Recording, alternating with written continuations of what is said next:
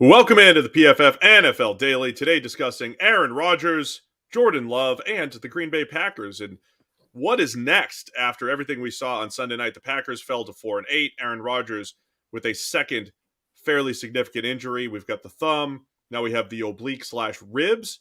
And Jordan Love comes in on Sunday Night Football and looks good on 9 passes. But he looked good for the first time ever in his career. So, of course, the questions are, okay, what's next for the Packers? Is Aaron Rodgers done in Green Bay? Should he want to move on? Do the Packers want him to move on? Should Love come in? What do you do? It's like the beginning of Wedding Crashers. What's happening here, Sam?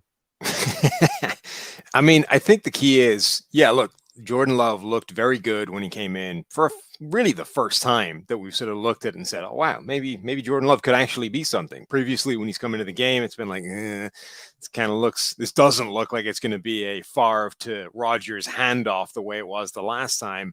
This looks like it might be a bumpier path when Aaron Rodgers finally hangs him up. For the first time, that looked different. Now, as you said, it's 9 dropbacks, right? That is almost in the meaningless realm of sample sizes for the NFL. Where I think it becomes more interesting is if Rodgers is forced to miss some time with this oblique, rib, thumb combination of injuries he's dealing with right now, and all of a sudden you get a couple of starts from Jordan Love and he looks the same. If Jordan Love continues to look good in those few starts, now I think you have an interesting dynamic for the Green Bay Packers, and the symmetry of, Jordan Love potentially becoming Rodgers to Rodgers Favre all these years later is mind-blowing, particularly when you factor in that the Jets need a quarterback all of a sudden. So that, to me, is interesting. If it doesn't happen and we don't see any more of Jordan Love, I think you're still, like, Rodgers is still your guy. Yeah, so there's a lot of angles to take here. So let's take it from Aaron Rodgers' perspective. I posed this question on the PFF NFL podcast today. Does he retire? Like, is he more or less likely to retire? I don't know if he's ever actually been thinking about retirement, other than, you kind of take it year to year. He's 39 years old. It always has to cross your mind. But has Rodgers actually been close to retirement? And as badly as the season has gone, I don't think he goes out like this, right? Because he's still physically there. We talked about that on the show. He's still physically there. He can still make those throws. Even last night with the terrible thumb that he said was terrible, he's still able to make big time throws that Aaron Rodgers is capable of making. I could see him being competitive enough that he wants to come back next year. Now, does he want to go somewhere else? Does he want to go to a team like the Jets, where there's a distinct need? We've seen how well that offense runs when it's not Zach Wilson at the helm. Imagine adding Aaron Rodgers there, facilitating the Jets offense, say. I feel like that's where Aaron Rodgers' heart's going to be, is maybe somewhere else where he could have that one last Super Bowl push still. No, I do think he wants to keep playing. I think Rodgers is somebody that's acutely aware of when time is done. When he's physically not able to do it, I think Rodgers will actually walk away pretty readily, as opposed to some other quarterbacks that have to be shown the door at that point. It's like, hey, you might want to come back, but let's face it, you're not able for this anymore. So we're kind of going to make the call for you. I think Rodgers will be aware of when that time is, but I agree. I don't think he wants to go out in a down year. I also think he still believes he can win a second Super Bowl. And I think for Rodgers, getting that second ring is important. And I think for his legacy, it's kind of important. As stupid as it sounds, and it really shouldn't affect things, that second ring changes people's opinion of quarterbacks. It was the same with Peyton Manning. It was the same, like Eli Manning put himself into a different conversation because he got a second ring, and it wasn't just, hey, you managed to shock the Patriots that one time. It changes the way teams look at, our players, teams, everybody views quarterbacks. So Rodgers has this incredible legacy, but it's not tainted, but it's lingering over that, is the fact that he only got one ring. Arguably the greatest quarterback of his generation got that one ring, and that's not enough. He's going to be shooting for that second one. As long as he can still do it, I think he's going to try and keep going.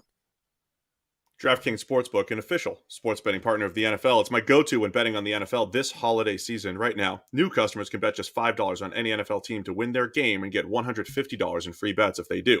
Check it out. Right now, everyone can earn up to 100% boost with DraftKings stepped-up same-game parlays.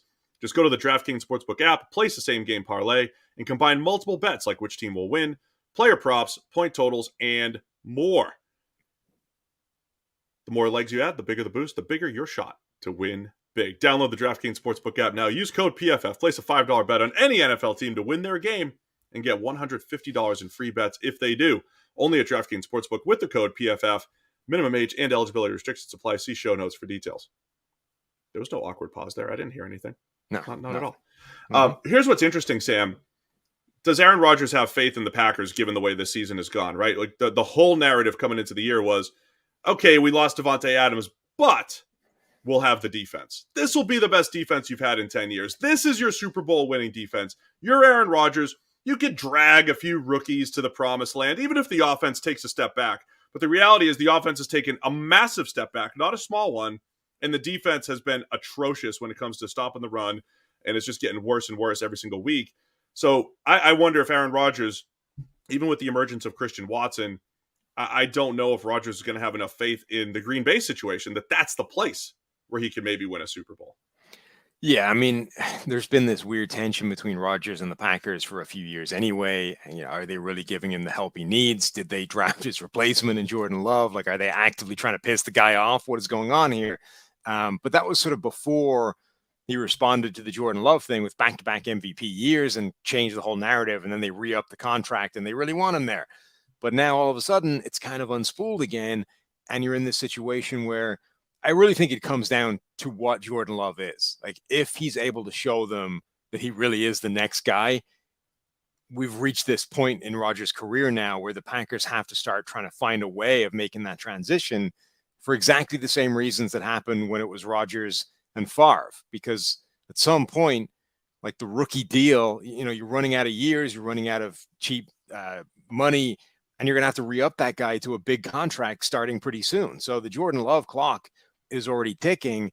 And if Rodgers is going to start delaying that whilst there's other problems around, like, that's not going to fly. So I think you look at the contract situation and, you know, if you look just in sort of broad numbers, it looks like Rodgers has this $100 million dead cap hit if they trade him. That's only if they pick up, if they activate the option on the deal. Functionally speaking, it's the Matt Ryan deal, right? It's if Green Bay trades Aaron Rodgers after this year, it's probably a $40 million dead cap hit, which, look, let's face it, that's not small, right? It was the largest dead cap hit that any team had ever taken on when Atlanta traded away Matt Ryan, but it's doable, particularly if you have a young quarterback waiting in the wings that you think can take over and succeed. So I think there's a very real chance that Green Bay could be tempted into trading him if they see something from Jordan Love and he gets an opportunity. So that's my next question, right? Is what's Green Bay's play here? They're sitting here at 4-8. You have Matt LaFleur saying, hey, I want Aaron Rodgers to play if he's healthy and good enough to go. He could barely even, bubble screen without cringing on Sunday night. So I think Rodgers is probably going to miss some time. We're probably going to get a look at Jordan Love, and it might be Jordan Love for the rest of the season. It might be 5 more. It's only 5 games left, right? It might be Jordan Love for the rest of the season. He looked good in the limited time, right? The arm talents, quick decision-making, 9 throws, take it for what it's worth. But yes, we might be able to actually see a little bit of Jordan Love and see if this is the move the Packers want to make. And it's an easier pill to swallow if you feel good enough about Jordan Love. And then you just move on, right? Start going to that next phase, eat the $40 million, and find a suitor for Aaron Rodgers. Unless Rodgers retires. Yeah, but I also Jordan agree. Love anyway. Right. I also agree generally with the idea that this is Rodgers' ship to steer as long as they're mathematically in the playoff hunt this year. I think if the second they're eliminated officially, then they should turn to Jordan Love, whatever happens. Like, even if Rodgers is 100% healthy, doesn't matter. The season's done. Yeah. Let's see what we have in Jordan Love. But as long as they still have a chance of making the playoffs, and as long as Rodgers is prepared and willing to battle through injuries, then I think it's their best bet. I mean, we saw in that game that even when Rodgers could barely function, it was like the Justin Herbert thing earlier in the year. Literally, the play that I tweeted, oh, that guy, Justin Herbert can't even function. Get him out of there. Then he delivers like a bomb deep down the field. It's like, wow, 4th and 1 laser. That's why you leave him in there. Rodgers, the same thing. Like, every throw he attempted, he's like doubling over in pain after it, but he could still make the throws. And Rodgers said, if we are mathematically eliminated, I'm open to the conversations about not starting. I saw some people read that as what kind of leadership is that? I'm reading that as that's doing well by the Packers, basically saying, hey, I know it's in the Packers' best interest to look at Jordan Love if we can't make the playoffs. So I think that part makes sense. I think it's also a decision that would be taken out of his hands anyway. Yeah, it's not him. I mean, yeah, Right. it's not Rodgers at that point. But Yeah. I think the Packers, who the heck knows what can happen in the NFC. If they do run the table, win the last 5, go 9-8, any team in the NFC could maybe make a little bit of a run, but I think it's a little too late at this point for the Packers. So any final predictions here on what happens with Rodgers and the entire situation? I think it all comes down to what we see from Jordan Love. If he gets a few games and he looks legit in those few games, then I think Green Bay probably finds a way of moving on from Rodgers in the offseason. If he doesn't, I think we probably get at least one more year of Rodgers. All right, I'm good at predictions this year, so I'll make one. Yeah. Rodgers going to the Jets or somewhere else next year.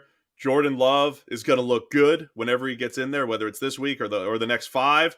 And the Aaron Rodgers era in Green Bay might just be over. It's the PFF NFL Daily.